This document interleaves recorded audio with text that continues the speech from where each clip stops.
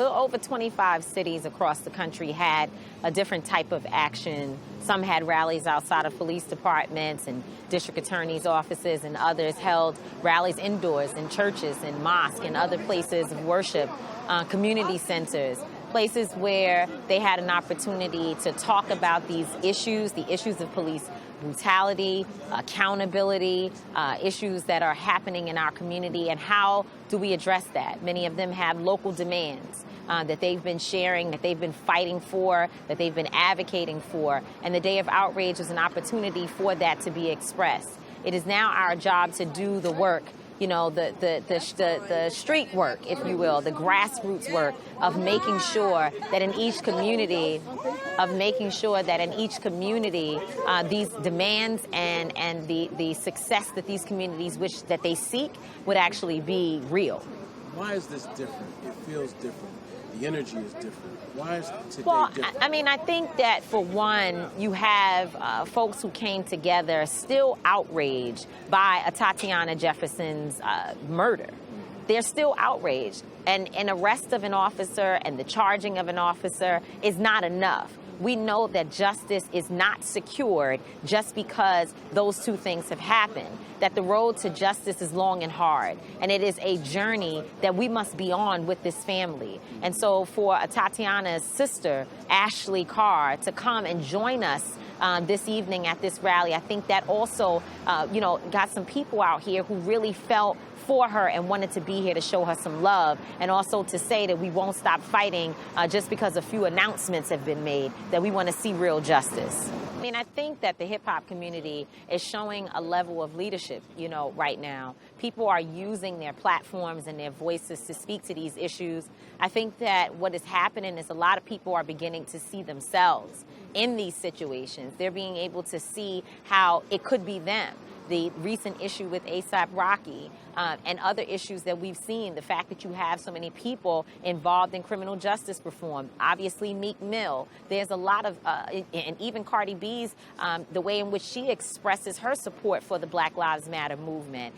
This is a time when every single person, regardless of what industry you may be in or not, and what your walk of life may be, that we all must be concerned with this moment and know that, again, we could have stood up in that window. We could have been Atatiana Jefferson. We could have been sitting in our homes the way that Botham Jean was and been killed by a rogue police officer or anyone else. And so it's time for us to stand up and speak out, and I'm happy to see that so many people, and particularly young people, are doing that. Okay. What's next? So, as I said, over 25 cities today have had marches, rallies, and different actions. They have local demands. We want to work on those local demands with them and help to uplift them. Here in New York City specifically, we're looking to repeal a bill called 50A. Eric Garner's family, specifically his mother, Ms. Carr, has been an advocate to repeal that bill because it allows an internal investigation to happen in the Civilian Complaint Review Board within the police department without the details of such hearings being made public. We want to have full transparency about what is happening within the police department, particularly when an unarmed individual is shot and killed.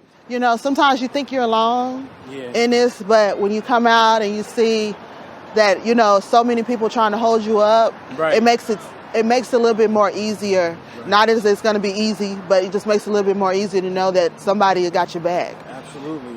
I am Atatiana's oldest sister. Okay. It's four of us. It's me, my brother, my sister, and she was our youngest. Okay. And obviously, this is a tragic situation. Texas has been problematic forever, really, from my point of view at least. But how do you feel this case fits in to the legacy? We go back to the brother who got dragged in a truck, and so many death row convictions. It's just so much. But obviously, this is a different day. How do you feel about it in context? I honestly, when you are policing a neighborhood, you need to know the people you are serving and protecting. Mm-hmm. there should be some type of community outreach between the police and the community so that they can know who is there. So they won't have to come in and be scared of us, because there's nothing to be scared of. But it's just because they don't know us that, and all the different media, how they portray us, it makes us look like villains. It makes us look like criminals when in our community, that's not what we are. We are aunts. We are neighbors. We are, just productive citizens just trying to make it in this world. But to have the scarcity of us, it shouldn't be there. And that's my prayer, that, that we get it to a time where we all, can work together, because no one says that all the police in our neighborhood needs to be black. There are some other people in other races that can serve and protect us, but they can't be scared of us, because we're not doing anything to be scared of. Now, how is your family holding up right now? This is a tragedy beyond, it's mind-blowing. How are you guys holding up? We have our days.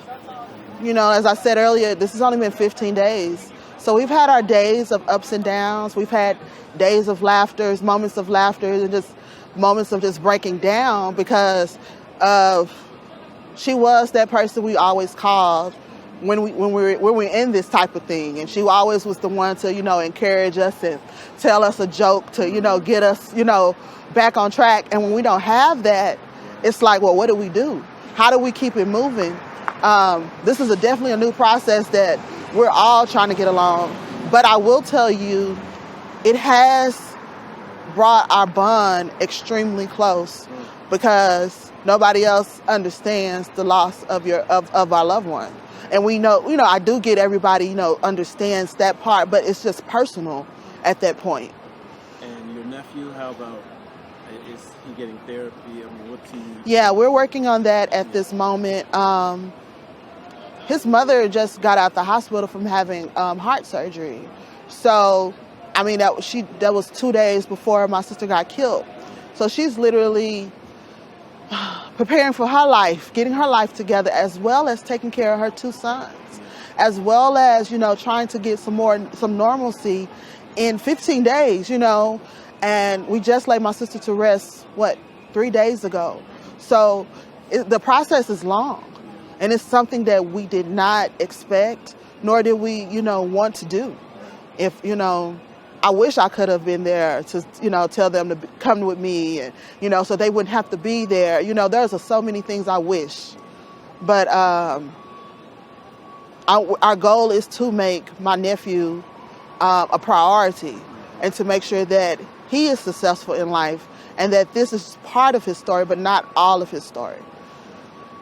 Do you feel thrust into the social justice battle now, or is this just a piece of your story? Like, do you feel this is going to continue to be work for you, or what are your thoughts on that? How do you feel, or is it too soon?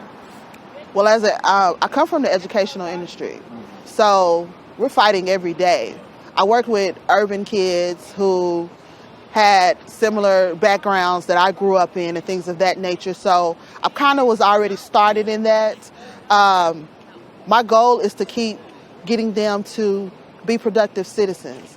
My goal is to not telling them, make sure that they're not products of their environment. And once those things happen, I feel that, my work will be complete. But until then, I'm going to make sure that those things we keep forcing and keep implementing with the future of black people.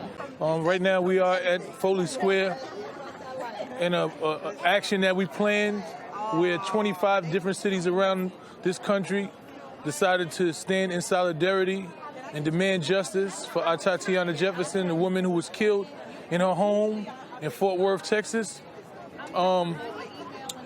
We put out this call because we realized that, unfortunately, when a black woman is murdered, there isn't enough of an outrage. There isn't enough people to stand up and come together and demand justice for her. We decided to call this day the Day of Outrage based on that fact.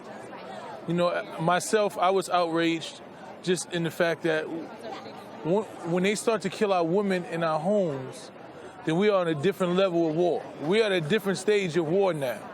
They're not killing the young black men in the street who are supposedly committing crimes that don't even add up to being shot. But now they're killing women in the homes that are playing video games with their nephews. So at this point, we have to take our level of the fight to the next level also. The enemy is strategic, the enemy is dangerous, and the enemy has no conscience. So we have to fight the enemy on the same playing field that the enemy is fighting, and we have to recruit our soldiers. And that's what this was about. As we put together this day of outrage around this country, we were recruiting our soldiers. Until Freedom is the new organization that I, myself, Tamika Mallory, Linda Sarsour, and Angelo Pinto founded, and we see the need for a different movement, a different level of movement, a different type of movement that appeals not only to what's going on in this country, but to the vein of our culture. And we realize that the need is we have to change the strategies in which we fight. It cannot be status quo. It cannot be the way it used to be. We can't continue to just talk and say that we're going to do something and allow our bodies to be killed and left in the streets with no accountability. There has to be sustained pressure. Sustained pressure. What they do is they give you these fake charges and they tell you that he's fired, and then they find him not guilty, and then we go back to business as usual. Like I said, unfortunately, 3 years ago, almost to the day, 10 years, 3 years and 10 days almost to the day, Deborah Dana, a 66-year-old mentally ill black woman, was shot and killed in her house by a police officer who was supposed to go there and check on her. She was killed in her house. Shot. They shot over 3 shots in this woman. 2 of them hit her and 1 hit the wall. But no one talks about that. The officer was charged and then acquitted. We cannot continue to allow state-sanctioned violence against our women. This is also a call to our men, to black and brown men, to stand up, to stand beside and protect our women.